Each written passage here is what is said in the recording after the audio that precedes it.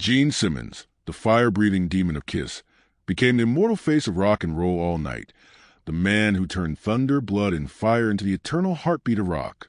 He was a colossus who built not just a band but an empire, the warrior who raised the banner of defiance on every battlefield.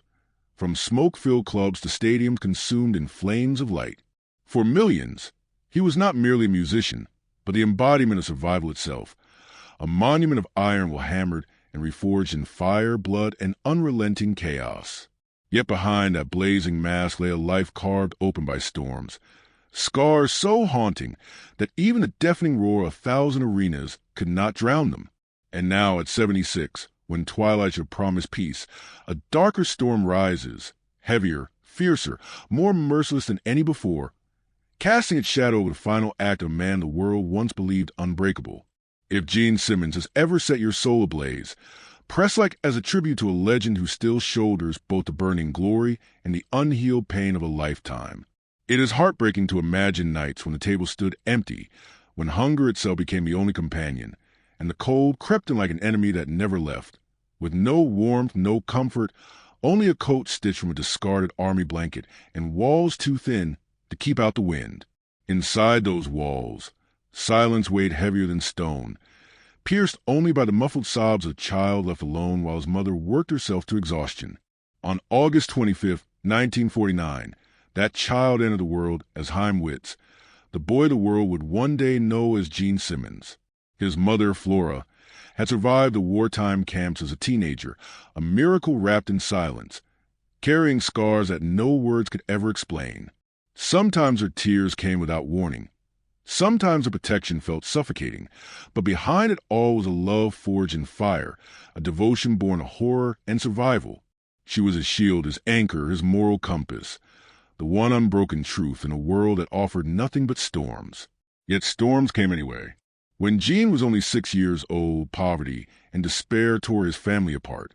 His father, unable to endure the weight of struggle, left for good, remarrying and vanishing from his son's life forever. No letters, no visits, no voice, only silence, a wound that never stopped bleeding. An only child, Gene was left to shoulder the unbearable role of being a man of the house long before he was ready. Poverty became their constant shadow. There was often nothing on the table, while rent loomed like a monster waiting at the door. His mother labored 15 hours a day in factories, sewing buttons until her hands bled, only to return to another night of exhaustion and silence. They shifted between small, cramped apartments, never certain they could stay, always on the edge of being swallowed by the streets. To help, young Gene picked wild fruit and sold it by the roadside, learning early that every coin was paid for with sweat. He felt the sting of cold winters when his only defense was a coat cut from an old blanket, the sting of shoes so worn they barely held together, and above all, the sting of loneliness as he cried himself to sleep in an empty room night after night. School brought no refuge. His accent, his foreignness, his very difference made him a target for cruelty. Every classroom felt like a battlefield, every whisper behind his back like a knife, every laugh a verdict he could not escape. Even in the so-called land of survival, hatred had followed him, and yet in the middle of that pain, he discovered a secret doorway. Comic books. Superman, Spider-Man, heroes with impossible strength. They became his lifeline. He did not just read them. He clung to them as if every hero on the page was holding him above the flood. He could not even read English at first, yet he traced the words with trembling fingers, desperate to understand. Slowly, painfully, he taught himself. By the age of 7, he was juggling Hebrew, Hungarian, Turkish, and now English, because he was determined to learn the language of heroes. Every page, every frame was not entertainment, but escape, defiance, hope. By 1957, Flora gathered what little strength she had left, clutching her son's hand as they boarded a ship to America. They arrived in Queens, New York, with no father to greet them, no family to shelter them, no English on their tongues, no money in their pockets. Just two immigrants walking into the unknown, armed only with each other and the will to survive. That boy scarred by hunger, abandonment, and the silent grief of a mother's haunted past would one day rise from darkness to become the fire-breathing demon of the world called Gene Simmons. But before the fire, there was only the storm and a child who refused to be destroyed by it. At just 8 years old, he buried the name Heimwitz and called himself Eugene Gene Klein, the first desperate attempt to erase the scars of his past and carve out a future that seemed impossible. But a new name could not silence the cruelty. His accent was mocked. His second-hand clothes drew stares. His silence branded him strange. The Jewish school could not hold him. The public school cut him even deeper. Every classroom became a stage of humiliation. Every laugh from his classmates another reminder he was an outsider in a world that refused to let him in. Yet even then, Gene learned that surrender was not an option. He carried cactus plants door to door, selling them for pennies, stood in butcher shops slicing meat, worked behind deli counters, and took every job survival demanded. Each coin he saved was a shield against the hunger that had once haunted his childhood. While others his age numbed their pain with alcohol and smoke, Gene clung to clarity, convinced that his mind was the only weapon that could lift him out of the shadows. At night, in the glow of a flickering TV and the worn pages of comic books, he fought to teach himself English. Superman, Spider-Man, larger-than-life heroes. He clung to them as if they were proof that power could rise from pain. Then came February 9th, 1964. The Beatles stepped onto the Ed Sullivan Show, four young men with guitars electrifying the world in an instant. Gene sat transfixed, his heart pounding with a truth he could never forget. I want that life. I want to be somebody. By 19, he wore the mask of a schoolteacher in Spanish Harlem, standing before sixth graders and earning just $75 a week. But inside, music thundered like a storm he could not silence. It was then he found Paul Stanley, a kindred spirit with the same hunger for something bigger, louder, unforgettable. Together they formed Rainbow, a band that soon evolved into Wicked Lester. In 1972, inside the sacred walls of Electric Lady Studios, built by Jimi Hendrix himself, they poured their souls into an album. For Gene, it was supposed to be the beginning. But when executives dismissed it as too strange, too messy, the record was buried before it ever breathed. His work, his heart, his dream, erased. Years later, when Kiss had conquered the world, Gene would pay $138,000 to buy back those master tapes, not to release them, but to keep them hidden forever, proof that failure could haunt even the strongest. Yet from that devastation, he forged fire. As he would later say, failure was never a wall, it was firewood. At 24, Gene and Paul staked everything on one last gamble. With drummer Peter Criss and guitarist Ace Frehley, they gave birth to a band unlike anything the world had ever seen, Kiss. Their first show in a tiny Queens club called the Coventry drew barely a dozen people, most of them girlfriends. But Gene had already stepped into the skin of his destiny. He painted bat wings around his eyes, spat blood, breathed fire, and gave life to the demon, a creature born from horror films, comic books, and every dark corner of his imagination. Years later, he would confess, the demon was everything I could never be as a boy, fearless, untouchable, unforgettable. And unforgettable it was. They had no radio hits, no MTV airtime, no chart-topping singles, but they had something far more dangerous. Spectacle. Word spread not through the airwaves, but through whispers of fire, blood, and chaos on stage. Within 2 years, they leapt from empty clubs to roaring stadiums. In 1975, Alive exploded like dynamite, capturing the madness of their shows, the screams, the fire, the thunder, and sold millions. It saved their record label from collapse. It made Kiss immortal. For Gene Simmons, the hungry boy who once cried alone in the darkroom, this was the moment his storm became fire. From hunger to thunder, from silence to spectacle, he had arrived, and the world could not look away. By the mid-'70s, Kiss were no longer just a band. They were a phenomenon, destroyer, forged under Bob Ezrin's hand, bent chaos into near symphony. Choirs, strings, theatrics stitched into thunderous riffs. The lights grew blinding, the crowd swelling, the makeup hardening into myth. But beneath the painted glory, cracks spidered through the glass. Ezrin demanded obedience, rewrote songs, reshaped their sound, and bruised egos in the process. For Gene, the music was fire, but the studio felt like a battlefield where every note spilled trust. Success had never tasted so bitter. At the decade's end, spectacle reached a fever pitch. The Dynasty Tour turned arenas into war zones of fire and steel, Gene flying above the stage, spitting flames into the roar of thousands. Yet beneath that roar came silence. The diehards, the ones who bled with the band, were leaving. A disco-laced album brought radio play, but stole the rebellion that had made them legends. Families filled seats once owned by fanatics. Arenas that once thunder began to echo with emptiness. Downsized shows, cancellations, shadows spreading across the empire. Gene would later admit, you can survive bad reviews, but you can't survive empty seats. For the first time, the demon felt his kingdom tremble. Inside, chaos was worse. Peter Criss spiraled into addiction, shows collapsing under his rage, sometimes stopping mid-song, sometimes lashing out, sabotage at the heart of their music. Gene would call it self-destruction, a cancer that ate at the foundation they built with blood and sweat. On stage, the fire dazzled, but backstage it devoured them alive. And then came humiliation. In a desperate bid to stretch their reach, Kiss signed on to Kiss Meets the Phantom of the Park.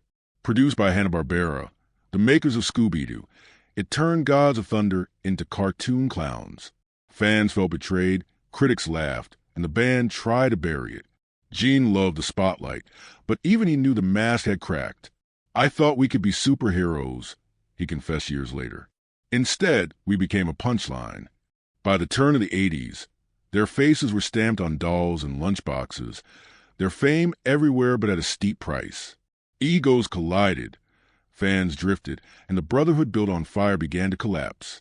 The demon still roared, but Gene no longer knew if his flame lit the way, or was burning it all down. Then came survival by reinvention. Peter was gone, consumed by his demons, replaced by Eric Carr, the Fox, whose thunder gave Kiss a second heartbeat. But the question lingered. Had they grown too strange, too far from the hunger that once built them? By the early 80s, Gene and Paul answered with their boldest gamble. Before millions, they stripped away the war paint that had made them gods. For the first time in a decade, the world saw their faces. It was not surrender. It was defiance. Lick It Up stormed the charts, platinum sales proving the gamble had worked. Gene later said, taking off the makeup was survival. It proved we were more than costumes. We were a force. But storms never ceased. Rock shifted to heavier riffs, faster sounds, new idols. Kiss chased trends, glam power ballads, softer turns, earning both praise and backlash. Gene admitted, we were chasing trends, and sometimes the trends chased us. Fans fought over whether the band had lost its soul. Seats went empty again. Yet the machine roared on, night after night. Proof of stubborn survival. Gene himself stretched beyond the stage. Hollywood made him villains, Runaway and others carried the demon to the silver screen. But whispers followed. Gene was drifting, leaving Paul to keep Kiss alive. Inside the band, tension simmered, not only over money but over identity. Were they still Kiss, or just an echo of the Gods of Thunder they once were? In the mid-1990s, the unthinkable happened. Gene, Paul, Ace, and Peter reunited, their faces repainted as though gods had risen again. The reunion was a juggernaut. 75 cities, 92 shows, over 1 million tickets sold, and $143 million earned. Stadiums shook, generations wept, and the thunder returned. Yet behind those painted smiles, old wounds reopened. Ace and Peter paid flat rates of $80,000 a night, while Gene and Paul took the lion's share, grew resentful. Lawsuits followed, bitterness resurfaced, and the Brotherhood of Fire once more turned into a battlefield. For Gene Simmons, these decades became both resurrection and reckoning. He unmasked himself, conquered charts anew, strode into Hollywood, and led Kiss to the richest tour of their lives. But each triumph carried shadows, creative clashes, legal wars, shifting styles, and the endless burden of keeping an empire alive while the world tried to tear it apart. Through it all, Gene stood unbroken. The demon could stumble, bleed, even burn, but he always rose, proving that survival itself was the purest form of glory. On stage, Gene Simmons was untouchable, the fire-breathing demon of rock. Off stage, stripped of paint and armor, He was just a man, and in love, even a legend could bleed. In 1979, while Kiss ruled stadiums and Gene's face glared from lunchboxes across America, he entered a romance with Cher. She, already a goddess of pop, seemed his opposite, radiant and glamorous to his demonic fire. Yet together, they found fragile balance. Gene admitted she gave him stability, silencing the chaos of fame, while Cher later said he made her laugh when life felt heavy. But that fragile flame burned too hot. In the early 1980s, Gene's heart turned toward Diana Ross, Cher's closest friend, a betrayal that shook Hollywood. To the public, it was scandal. To Cher, it was devastation. She was abandoned not only by the man she loved, but also by the friend she called family. Years later, she confessed the pain never fully faded. Diana carried her own guilt, knowing she had hurt a sister for the sake of fire. For Gene, the fallout was more than gossip. It was a fracture in his honor. On stage, he commanded fire. Off stage, he was consumed by it. He later admitted, "I thought I was chasing love, but I was really running from myself." That scandal branded him not with flames, but with conscience. No applause or fortune could erase the knowledge that he had scarred two women bound by loyalty. Beneath the wreckage lay a deeper truth. Abandoned by his father, raised by a mother haunted by survival, Gene had spent his life running from permanence. With Cher, he had glimpsed love's promise. With Diana, he betrayed his demand for loyalty. In love, he discovered there is no armor, and even legends can fall. Fame gave him fire, but also excuses to run. None bore the cost more than Shannon Tweed. After nearly 3 decades at his side, she fed a stack of Polaroid photographs into flames before millions of television viewers. They were not souvenirs but ghosts, proof of Gene's reckless years outrunning permanence. For Shannon, it was heartbreak made visible, the cry of a woman who had carried betrayal in silence too long. For Gene, it was humiliation and a mirror, standing stripped of bravado. He saw the devastation in the eyes of the one who never left. Shannon had entered his life in 1983 not as a spark, but as a steady flame, strong, tender, grounding. With her, Gene found what stadiums could not offer: laughter in quiet kitchens, light left on after midnight, a home where the demon's armor could fall away. Their children, Nick and Sophie, deepened that bond. Gene admitted fatherhood was louder than any arena. Yet for Shannon, devotion without permanence became a wound. She waited 28 years for a vow that never came, speaking of her exhaustion in front of millions on reality TV. Gene's boasts of thousands of conquests were not strength but armor, fear of permanence disguised as freedom. She demanded truth. He resisted. The fight spilled into therapy under public eyes until the Polaroids burned, a line drawn between past and future. Finally, in 2011, Gene Simmons stopped running. At 62, he stood before Shannon and made the vow she had waited decades to hear.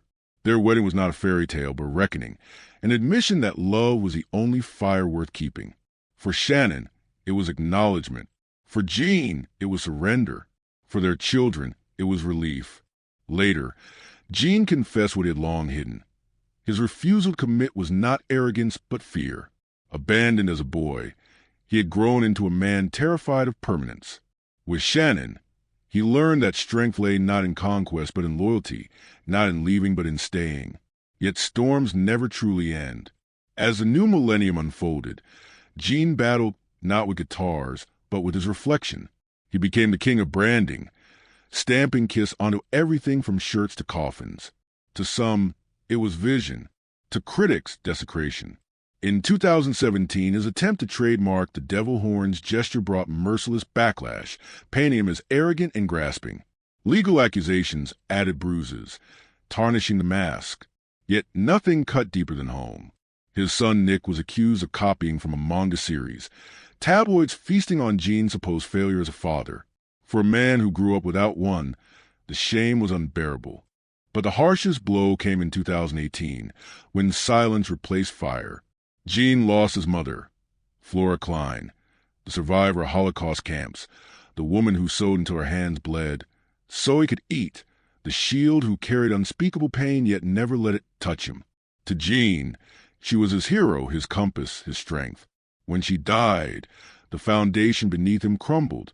At her funeral, there was no fire-breathing demon, only a son, sobbing, stripped of armor. Fans who had seen him untouchable for decades now saw the boy behind the mask, wounded and small. "I've lost my greatest teacher," Gene confessed, his voice breaking. "She taught me everything, not by words, but by example." Would you like me to continue this into the final reflection part of his life? How Gene, after all the storms, comes to terms with legacy, mortality, and what remains after the fire fades. She showed me survival, dignity, and love. And for Gene, who had built an empire on spectacle and defiance, this grief was different. It was raw, unmasked, and inescapable. The demon could spit fire at the world, but he could not fight the silence of a phone that would never ring again. Shannon, Nick, and Sophie stood beside him, but they too felt the weight of absence. To them, Flora had been more than a grandmother. She was a living thread of resilience, the proof that survival was possible, the quiet reminder of where their family story began. Watching Gene, the eternal warrior, falter under the gravity of her absence, they realized what millions watching also understood. Even legends bow to grief. And yet, even in mourning, Gene sought to honor her the only way he knew how, by carrying her lessons forward. He called her his North Star and reminded younger generations that behind every triumph there is often a silent sacrifice. "I am because she was," he said simply. It was not the voice of the demon, but the voice of a son, stripped of myth, speaking the truest words of his life. For Gene Simmons, 2018 was not just a year he lost his mother. It was a year the illusion shattered, the reminder that legends are not untouchable. Flora's passing did not dim the fire he breathed on stage, but revealed the truth behind it, that every flame begins with love. And when that love is gone, the world, no matter how loud, is forever darker. For decades, Gene Simmons seemed untouchable, a towering force who spat fire and thundered across the world's greatest stages. Yet in 2019, it was not a rival, not the roar of critics, but his own body that struck the cruelest blow. A searing pain gripped him, sharp and relentless, until the legend who once strode in 7-inch boots found himself doubled over, unable to command even his own breath. Doctors revealed the culprit, a stone buried deep within him. Small in size but devastating in agony, the demon who had conquered stadiums now lay helpless in a hospital bed, surrounded not by screaming fans, but by the sterile hum of machines. Under the harsh glare of surgical lights, Gene faced the truth that even giants bleed, that even legends falter when flesh turns fragile. He would later admit that it felt as if his own body had whispered a warning. Time spares no one. The surgery saved him, but the scars cut deeper than stitches. For a man who had spent a lifetime in constant motion, the forced stillness was unbearable. Yet beside him were Shannon, Nick, and Sophie, not as bystanders to his fame, but as the anchors who kept him tethered when the current threatened to pull him under. They sat at his bedside, whispered comfort when silence grew heavy, and reminded him that the stage was only half of his story. For Gene, the pain was more than physical. It was a confrontation with mortality, a reckoning that no fire, no spotlight could protect him from. For years later, in 2023, the lesson returned with brutal clarity. On tour in Brazil under sweltering heat, Gene collapsed mid-performance from severe dehydration. The Titan who once soared above arenas now sat trembling in a chair, forcing himself to continue as thousands watched in stunned silence. It was not spectacle, but survival. Fans who had come to see the immortal demon instead witnessed the fragility of a man pushing his body beyond its limits. And in that moment, applause was no longer celebration. It was prayer, an ocean of voices willing him to endure. Afterward, Gene spoke with rare humility. "The body reminds you," he said quietly, "that no one is forever." For a man who had built his life on defiance, it was an admission that even the loudest legends must one day listen to silence. Yet what might have been defeat became something else. In the arms of his family, he found not weakness, but strength. Shannon's steady hand, his children's quiet worry, the bond that had outlasted every scandal. These became the true stage lights, illuminating what mattered most. For Gene Simmons, illness was not the end of his legend, but the unmasking of it. Pain had stripped away the armor, revealing not the demon, but the man. And in that revelation lay the greatest truth of all, that the real measure of life is not how fiercely you burn, but who remains beside you when the fire falters. By the mid-2020s, Gene Simmons was still refusing to bow to time. Even after decades on the road and recent health scares that forced him to confront his own fragility, he pressed on. In 2024, while many of his peers had retired, Gene launched a solo run that reminded the world his fire was far from extinguished. Alongside the shows, he unveiled a bold and controversial offer, the VIP package called Roadie for a Day. For a staggering price, fans could step behind the curtain, shadow the crew, and walk in Gene's world as if part of his inner circle. Critics sneered, accusing him of squeezing every last drop from a brand. Yet the ticket sold out instantly. The contradiction was as sharp as ever. Gene Simmons, forever mocked as the ultimate salesman, yet still magnetic to those who longed to stand even briefly in the glow of his relentless flame. And then came 2025, when the roar of business and music alike was silenced by the death of his friend Ozzy Osbourne. For decades, they had crossed paths.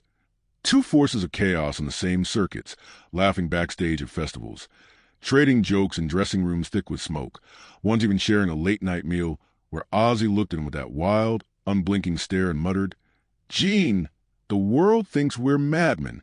Let them. At least we're honest."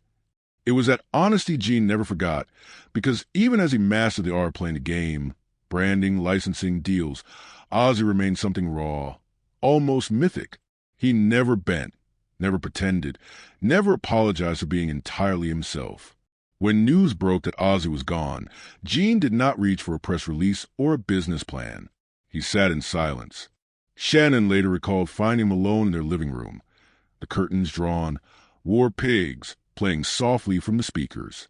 "I've never seen him so still," she said. Nick remembered that night, too. He just kept shaking his head like a man who'd lost a compass. Sophie added quietly, "That was the first time I realized my dad was grieving like a child, not a legend." In interviews, Gene called Ozzy a singularity, a once-in-a-lifetime soul who could never be replicated. He was always himself. Gene admitted, "I can't say the same about me. Too often I played the game. Ozzy never did. He was a game." Those words, heavy with regret, revealed more than admiration. They revealed envy, even self-reproach, that after a lifetime of success, Gene knew authenticity was the one thing no empire could manufacture. The mourning was not private for long. At his next concert, Gene stepped into the spotlight, but for once there was no fire, no theatrics. Instead, he asked for silence. Behind him, the opening riff of War Pigs began to echo through the hall. Gene didn't sing at first. He just stood head bowed as the crowd roared Ozzy's name. When he finally joined in, his voice cracked. Not the polished growl of a performer, but the unguarded voice of a man singing for a brother lost. Thousands wept with him. It was a tribute, but more than that, it was confession, gratitude, and farewell in one. For Gene Simmons, 2025 was not about empires or branding or even survival. It was about loss, the kind that strips away every mask and leaves only the truth. He had spent a lifetime breathing fire. But Ozzy's passing reminded him that flames fade, and what endures is not spectacle, but soul. Now at 76, Gene Simmons no longer lives in the deafening roar of stadiums, but in the steadier rhythm of family and reflection. He shares his days with Shannon Tweed, the woman who waited nearly 3 decades for his vow, in a newly built oceanfront eco-villa in Malibu, a sanctuary of glass and cedar where the Pacific crashes just beyond their terrace.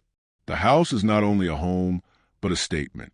Solar panels stretch across the roof, rainwater recycles through hidden systems, and gardens bloom with native plants. It is a place designed not for spectacle, but for continuity. A quieter empire built to last. For Gene, every window that opens to the sea feels like a reminder that permanence, once his greatest fear, can also be freedom. The contrast with his past properties is striking. The Beverly Hills mansion, now listed for $14 million, once stood as a fortress of his legend. Its grand staircases, chandeliers, and walls lined with platinum records more museum than home. Soon, its marble floors will echo with other footsteps, its story handed to strangers.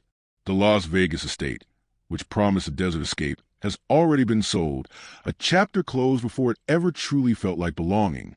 These were houses of performer, spaces built for grandeur.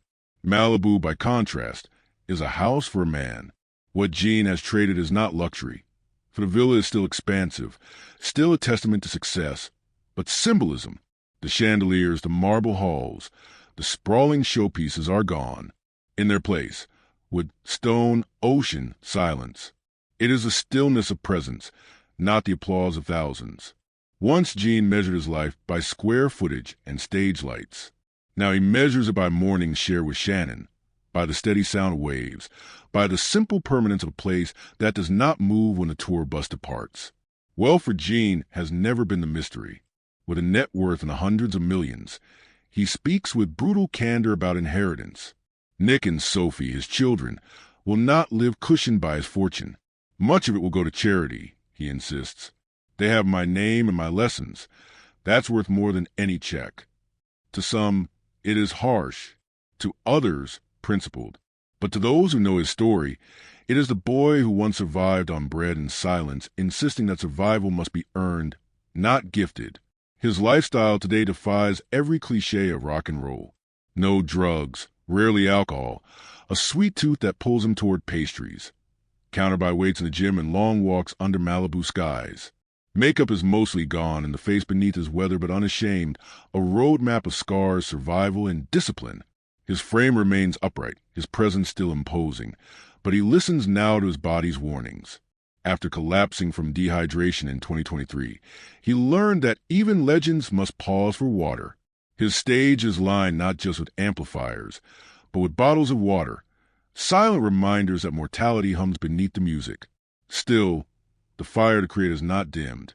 He curates his performances carefully, invests in futuristic projects like the Kiss Avatar experiment, and expands rock and brews into a chain that blends nostalgia with community. Yet beneath the business acumen lies the weight of two losses carved into his soul. In 2018, the death of his mother Flora stripped him of his compass. My mother was my hero, he confessed, breaking for once in public. Whatever strength I have, I got from her. The boy who once called her every night was left dialing into silence. And in 2025, when Ozzy Osbourne passed, Gene lost not just a peer, but a mirror. Ozzy was singular, he said through tears. He was always himself. I played the game. He never did. For Gene, the anthem War Pigs became less a song and more eulogy, proof that honesty, not spectacle, is what endures. When the noise fades, Gene Simmons' story is not only fire and theatrics, it is survival, discipline, and endurance. From a hungry immigrant boy bullied for his accent to the architect of one of rock's loudest legacies, his life proves that legends are not born. They are forged scar by scar in storms they refuse to surrender to. He stumbled, sometimes through arrogance, sometimes through choices that hurt the people closest to him. He wounded and was wounded in return. He chased excess, mistook bravado for strength, and often learned his hardest lessons in public under the glare of millions. Yet every fall was followed by a rise, carrying scars not as trophies, but as reminders, and flame not just a spectacle, but as a torch to light the way forward. That duality, arrogance and humility, failure and resilience, spectacle and sincerity, is what makes his story endure.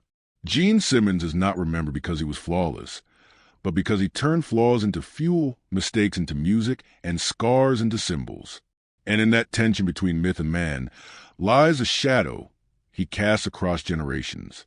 And so we leave him here, older, quieter, yet still unbroken. A man who admits his mistakes, honors truth when he finds it, and keeps searching for meaning long after wealth and fame have been conquered. Perhaps that is the hidden lesson. Greatness is not about being untouchable. It is about refusing to stop standing. Even when the world strips you bare, there are pains only silence can explain, Gene once said. And there are songs you only understand after you've lived long enough to know why you ever stood up and sang in the first place. If Gene Simmons' music once carried you through a winter of your own, if his fire ever lit even one dark corner of your life, leave your memory below.